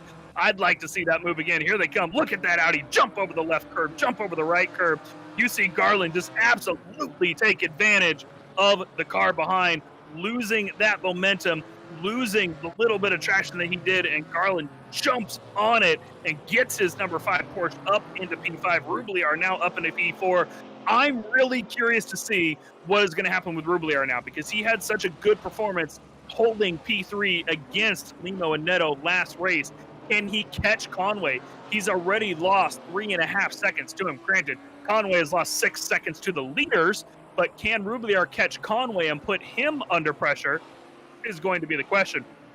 We're back watching Stazacola in his fight towards the back of the field. Tom Bryant, who ran off the track in the hairpin last lap, as well as Smith in the 443, and these guys still scrapping, waiting for those mistakes to continue to happen. Of course, Tom was the last one who made the mistake. If Stazacola's next, then he's going to be waiting for Smith to make a mistake, and then Tom to make a mistake, and that seems to be what's happening here in the dark at the ring. You mentioned the waiting for each other to make mistakes, but we're moving up. We've got Thiago Lima is sitting in first place, and Neto is now behind him. But when we looked at that battle between P3 and P4, Conway and Roubliard, it always worries me, because when you end up in a duel with one another, it gives the opportunity for Neto and Lima to just create even more space between you and everyone else. And these guys, of course, we saw this during race 1 as well. 3/10 between them and about 6 seconds back to P3. They've made up even more time this race. It's just a question of, can Neto get past Lima towards the end of the race this time? So far, still trailing, but he had about, 7 more minutes from now is when he made the move in race 1. We're seeing Crozon and Jabrowski come through. That's Crozon and the other BMW, the 88 BMW, not the Maserati. Scrapping in through the chicane. Crozon not able to get the move done this time. The 88 staying ahead. He's looking towards the outside, and T1 pulls out of the slipstream. Isn't able to get too hard on the brakes. He's going to go for a little bit of a cutback there, but unfortunately, you want to be on the left side of the track at this point because that is where the stadium section line will be. If you're on the left side, that will be the better line through the two left-handers upcoming. Billy Octane making up a position on Phil Roberts towards the middle of the pack here. This is into turn one. We're going to see a bit of a replay for it. Billy on the right side of the track, and Phil Roberts not able to get the power down, does the opposite that we just watched. Roberts not able to get the power down and subsequently loses the position to the 570S McLaren that Octane is driving. Phil still staying on the back of him, though, in that little Janetta, and he is not done yet. But Billy Octane at least picking up the position, sliding himself up into P15. And of course, that's after a bad race he had last time with the drive-through penalty at the start. At least halfway up the field this time. Halfway up the field, George and I spoke about this last week. I think Billy Octane's parents, what superstars for giving him such a great name. Let's jump on though. What happened here with Mr. Wig? Not a good race by him. Just gets loose coming out of the final stadium corner, it looks like. Throws himself sideways, keeps it off the wall, but immediately just like, oh, I'm in the middle of the track. Let me get out of here. And he's going to have to do himself a nice 3-point turn. Oh, he's still stuck. Luke's still stuck. There might be an issue with his car long-term there, possibly. Potentially still stuck, not moving. Something's gone on. They will update you as we see it. I do want to update you, though, on the driver in P13. I do not know how he has done it. But Martin Lawrence is right back up there. He's in P13 all the way from 26. That's where he started. Here's a little another mess, Mike. What happened there?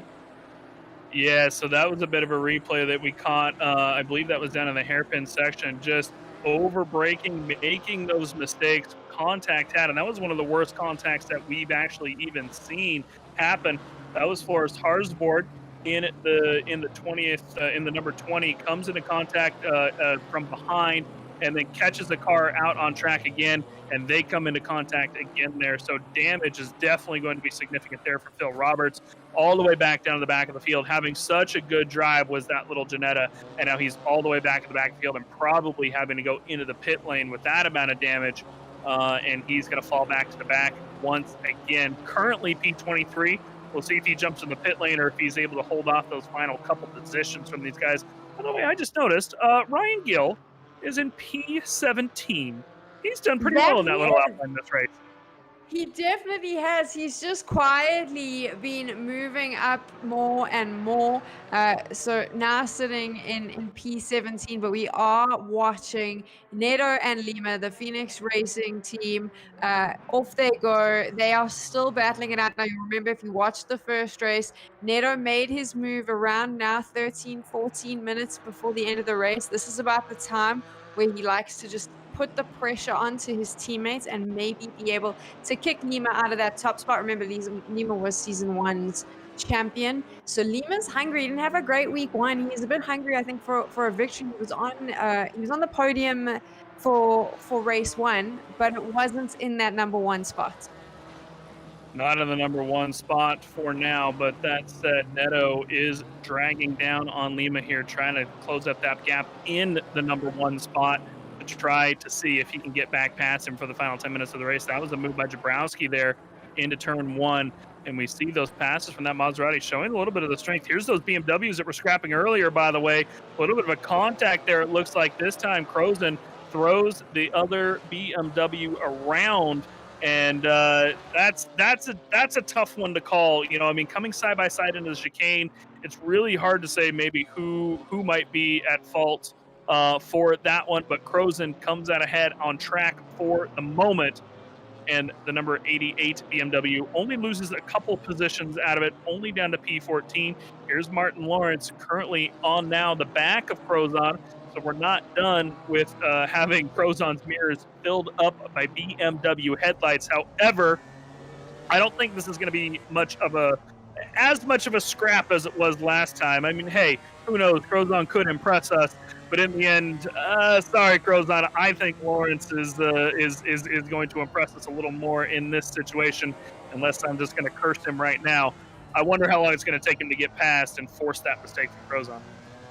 I think just keeping the pressure on here, staying right up on the rear of Crozon, it just makes the driver in front of you spend more time looking in that rearview mirror, right? And all Lawrence needs to do is just wait for the tiny gap, the gaps that he seems to be able to just create out of nothing. He is so hungry for this race. I mean, to come from the back of the grid all the way up into P12. He wants a top 10 finish, and he's gonna make sure he does it. 11 minutes to go. I mean, I think he could. I definitely don't think he's gonna be fighting on the podium, but for sure could find himself in the top 10, Mike. Oh, I think easily. Easily he can make it up to the top 10. I mean, we saw him just about try and make those little holes that you were talking about just a moment ago. Broke all the way down and just about tapped back a Crozon there, coming into the braking zone of the hairpin. And this is Garland, by the way, that we're seeing kind of bounce off some of the curbs there. There's a replay here that Stewie wants to show us there. Here is the 88 BMW that we just saw go off track with the mistake from Crozon versus him earlier. And there's another one. He's not too happy about that one. The car in front kind of punts him off just a little bit. The 88 knocks McLaughlin just slightly. McLaughlin not happy about that one, but that 88 on a bit of a recovery drive after coming into contact with the 81 of Crozon a little bit ago. Back up to Garland now that replay is over. He's stopping on the track. Maybe a little bit of an issue with him technically. He's flashed his lights a little bit there. I wonder if he came into contact with somebody earlier and was letting him back past or something. But Garland losing down to, what is that, P8 from P5 with potentially a little mechanical issue. Little odd, but going again. So let's see what happens.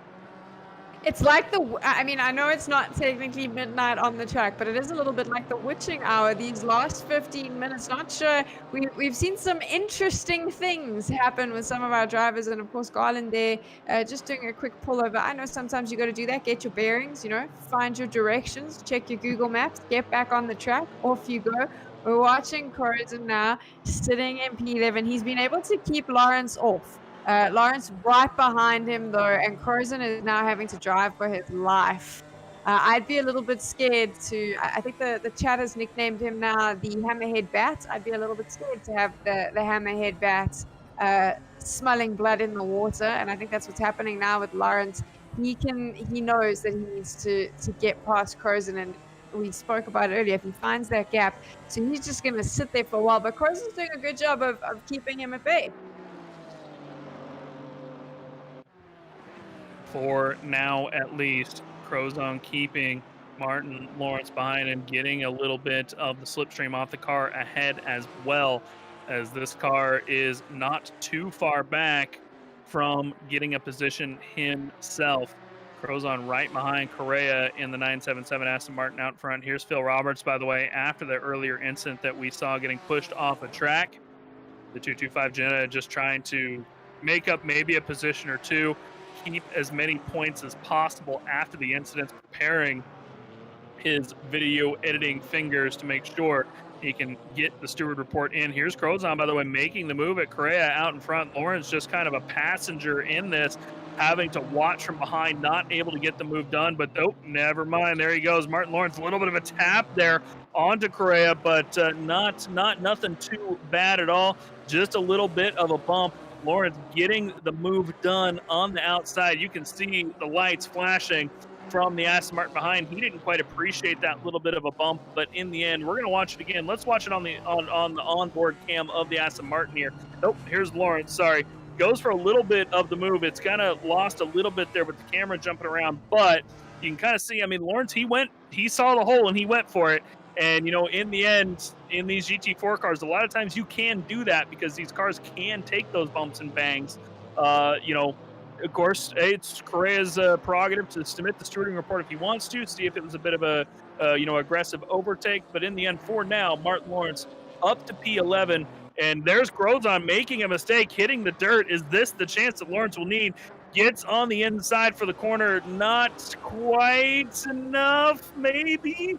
Crozon a little bit wide there, but Lawrence isn't able to make it stick. He's going to settle back in P11 for the moment. 7 minutes left. I think it's pretty safe to say that Lawrence definitely has a chance at a P10, but he's been stuck behind Crozen for so long at this point that I don't think he's going to make up too much more positions, at least at this point. Crozen's done such a phenomenal job of just holding him off. We've spoken a lot about Lawrence throughout these two races today and about how incredible it is that he was able to pull himself all the way up from the back. But Crozen has just done everything he possibly can to shut Lawrence down. But as I say that, is it enough? Is this the moment where he loses that position? He might contact coming through as they come through the right-hander. Crozen loses a little bit of his momentum. Is he able to get the nose in coming in through the remainder of the stadium section? Again, left side of the track is where you want to be for this time. Aston Martin going off on the track behind. Lawrence backs out a little bit, tries to go for a bit of the undercut, but he's not able to get it done. Crozen gets the right side cover just enough that you can see Lawrence had to kind of smash the brakes there a little bit. Fantastic try by Lawrence there in that 171 to get it done. But again, just excellent defense by this 81 driver to get that thing down into the position that he needs to stop the move from happening, bending off tooth and nail. And he's got about 3 or 4 more laps he needs to do that, jumping a little bit up the field here. Here's Helicalio, by the way, making an easy slide past Alan Garland, who, of course, we saw stop on the track a little bit ago. Garland did make up a position on Helicalio at some point, so this is a return pass, as when we cut back to Garland, he was in P8 earlier, and now that is back where he's at the moment. Sorry, this is P6 and 7. The leaderboard must not have updated yet. Somebody went off track. Must have been Jabrowski if I had to take a guess.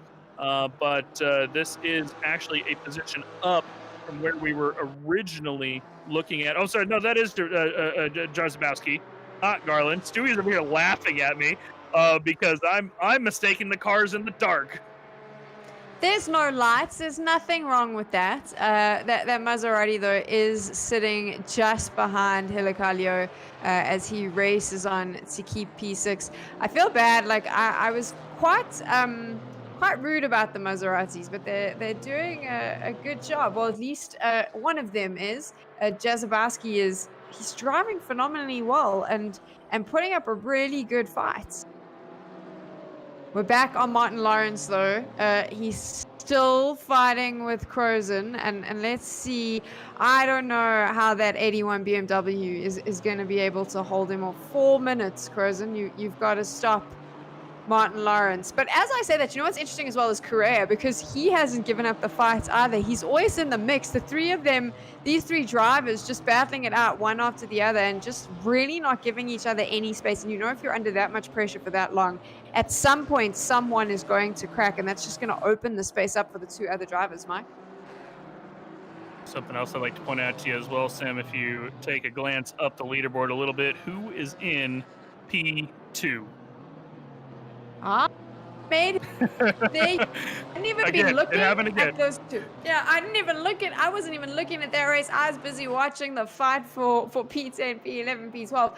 But in the lead now is Neto. He made his move. He waited a little bit longer than last time, but he has overtaken his teammate Thiago Lima, of course, Season 1's champion. So the Portuguese team is going to be, they'll be happy with a P1, P2 regardless, but I'm sure Lima's going to be a bit frustrated that his teammates bested him twice.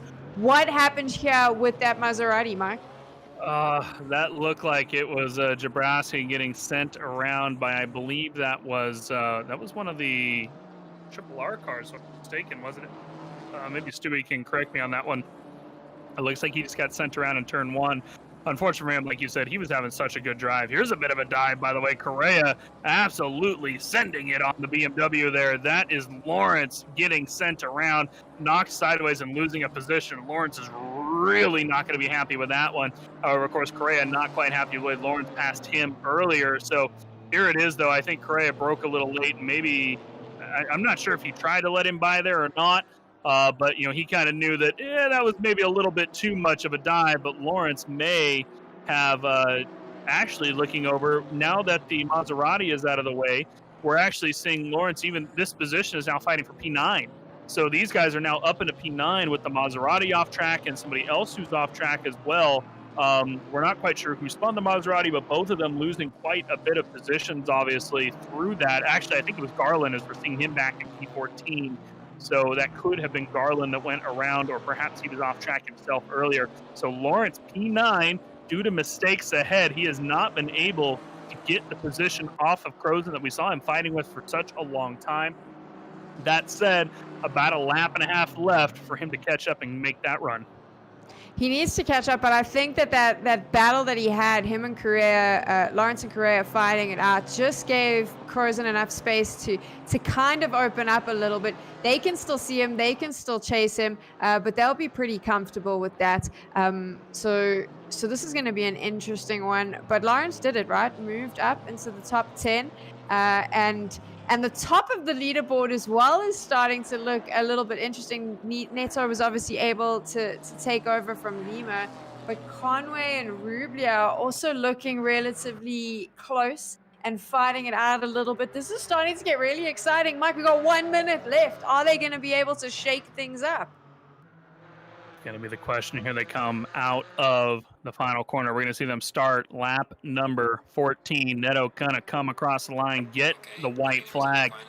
0.308 of a second in front of his teammate, Thiago Lima, as they cross the line. Conway, 7/10 or so ahead. And there it is, the late on the brakes, Lima throwing it down into turn 1. He may get the move done straight off of that. Neto is not able to get quite as much grip coming out of the corner. Lima throwing it through turn 1, getting the move done through the stadium section. That's going to shake up P1. We saw Rubliar catch about 2/10 off Harry Conway in the background as well so far this lap. But Lima back out in front as they go through Sector 1 for the final time. Here is the back of the field again, Correa versus the 88 BMW. Once again, we see Correa just fight with BMWs up, down, left, right, and center. This is the new one for him, though. He's got a green BMW on his inside. The BMW goes wide. Correa gonna get it past one more time and hold him off as the leaders are coming into the hairpin for the final time. These guys now exiting stadium and going to come across and try to get, see if that 88 can get on the brakes late enough to get past the Aston Martin as they come through the hairpin. But also looking at Conway and Rubliar, that is more or less kind of stabilized. Rubliar has not been able to get quite up to the back of Conway yet, but he's got a little bit of track left to go. The number 5 is off track. I saw a brief yellow flag as well coming out of turn 6. Garland losing more positions, not having a good race as he.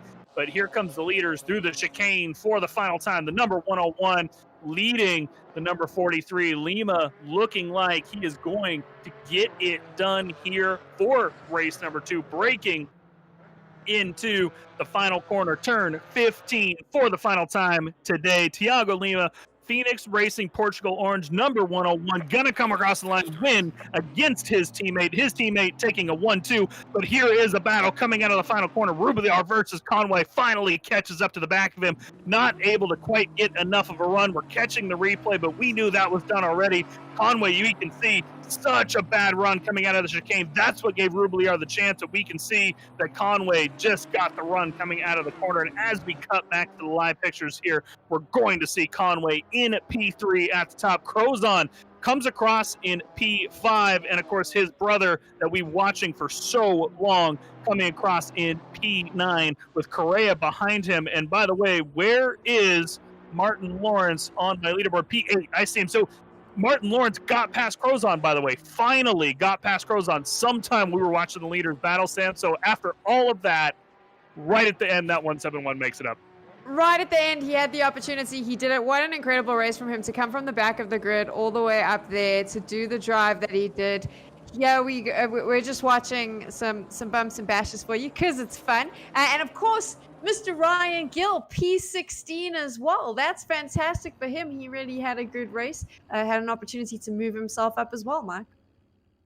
Yeah, Ryan Gill, fantastic drive by him after finishing back towards the back of the pack during race number 1. Incidents abound, comes across through the mid pack in race 2. Of course, the Phoenix Racing guys coming across, Phoenix Racing Portugal, sorry, coming across P1, P2 for both races. Here are your results from race 2.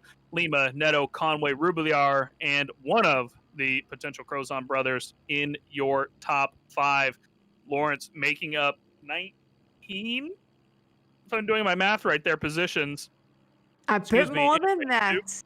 Yeah, something like that. Like it's ridiculous how much positions Lawrence made here, starting all the way from the back after missing qualifying. Fabian Schmidberger, there, of course, we were watching just not a good race from the Triple R Academy driver through the day today, as well as Tom Bryant finishing back towards the back of the pack. But that is round 2 of the Thursday GT4 Championship done. Sam, 2 weeks down, 4 races had. The points are going to be all over the place, I think, after this. We'll have to see how that kind of shakes out with the points for next week. But I think you and George are going to have an absolute blast at Hungaroring, as I love watching racing in Hungaroring. I cannot wait. Every single week, these drivers just get me more and more hyped. I love watching these battles out on the track. I love watching some of them and their stories evolve as we go. So I cannot wait. It'll be week 3. We'll be middle of the competition, and I'll be interested to see what that the points board looks like as we start up next week, Thursday. Well, guys, thank you for joining us here on RCI TV. Thursday GT4 Championship week number 2. Of course, our Friday pre-qualifying starts tomorrow. Let's get an exclamation point Discord in the chat. You can come on, sign up for that pre-qualifying. We've got about 400 drivers signed up for our Friday championship. You can come in and get a slot no matter if you're rookie, amp, silver, pro, alien. There will be a split for you. Come in, do the pre-qualifying. Kyalami and Hungaroring. Practice servers are up. Sign yourself up. Night Owl starts this week as well. We'll be at Bathurst for the Night Owl Season 4. And, of course, back at the Porsche Cup on Monday. That is Cup, GT4, and GT3 Porsches on Monday. George Smith will join you for that one again, hopefully, unfortunately, having to miss today. My name has been Mike Jones. Joining with me, Sam Wright in the box. Thank you for joining us today, and have a great rest of your week.